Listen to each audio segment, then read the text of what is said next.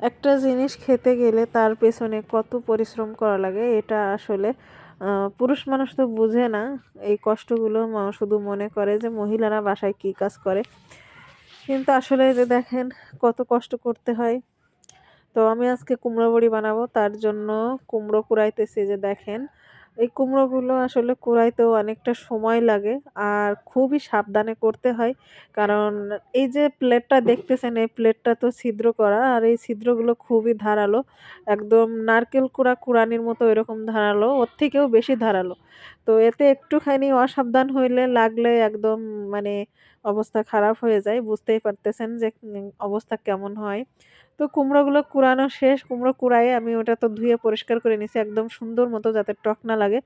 আর এই যে দেখতেছেন এটা হলো মাসকলাইয়ের ডাল। আর মাসকলাইয়ের ডাল আসলে আমি ১ম এ ভিজিয়ে রেখেছিলাম, সারারাত ভিজিয়ে রেখে তারপর সকালে ধুয়ে পরিষ্কার করে মেশিনে দিয়ে কুটিয়ে নিয়ে এসেছি, মানে পেস্ট করে নিয়ে এসেছি। আর এটার মধ্যে ওই যে কুমড়ো কুড়াইছি ওই কুমড়োগুলো দিয়ে এখন এটা মাখতে হবে। মাখানো মানে কি, ফেটাতে হবে। এটা আসলে কোনো বিটার মেশিন দিয়ে ফেটানো যায় না, এটা হাত দিয়েই ফেটাইতে হয়। এই জিনিসগুলো মানে একটুখানি থাকে, অল্প একটু, কিন্তু এইভাবে ফেটাতে, ফেটাতে এগুলো একদম ফুলে ওঠে, ফুলে ফেঁপে ওঠে একদম, মানে হালকা হয়ে যায়। তো এই জিনিসটা এখন আমার করা শেষ, একদম ফেটানো শেষ, পারফেক্টলি ফেটানো হয়ে গেছে। তো এটা এখন বড়ি আকারে দেওয়া হচ্ছে। তো এই বড়িগুলো আসলে দিতে গেলে যতটা বেশি কষ্ট হয়, খেতে গেলে কিন্তু আসলে আম খুব বেশি সময় লাগে না। কিন্তু খেতে যে খুব টেস্ট লাগে, সেই টেস্টের কাছে আসলে কষ্টটা তখন কষ্ট মনে হয় না। যদি বড়িগুলো ঠিকঠাক মতো বানানো যায় এবং ঠিকঠাক মতো রোদে শুকিয়ে খেতে যদি ঠিকঠাক লাগে, তখন আর এত কষ্ট মনে হয় না। তো আমি বড়িগুলো আসলে দিয়েছি। আমার বড়িটা খেতে অনেক মজা লাগে। চাল কুমড়ো আর মাসকলাইয়ের ডাল এই দিয়ে বানানো এই জিনিসটা।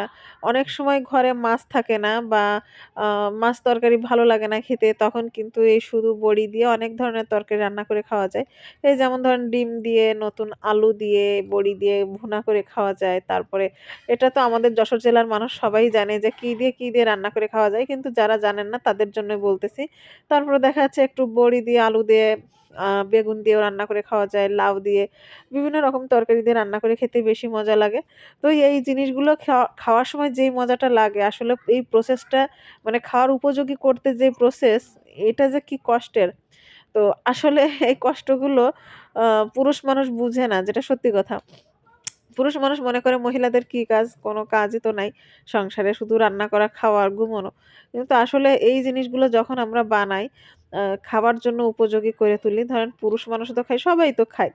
তো এটার পিছনে যে পরিশ্রম, এটা তারা বুঝতে পারে না। কিন্তু আসলে এই যে ডালটা যখন আমরা ফেটাই, এটা যে কি পরিমাণে কষ্ট, এটা আসলে সবাই বুঝবে না। তো যাই হোক, আমার আ বড়ি দেওয়া তো শেষ, শেষের পথে। এই যে দেখেন। তো ভিডিওটা আসলে কার কেমন লাগলো অবশ্যই জানাবেন এবং এই কুমড়ো বড়ি খেতে কার পছন্দ সেটাও জানাবেন। আমার তো খুব প্রিয়। কুমড়ো বড়ি হলে আর কিছু লাগে না। এই বড়িগুলো আসলে ভাত দিয়ে খেতে, রান্না করে অনেক বেশি মজা লাগে।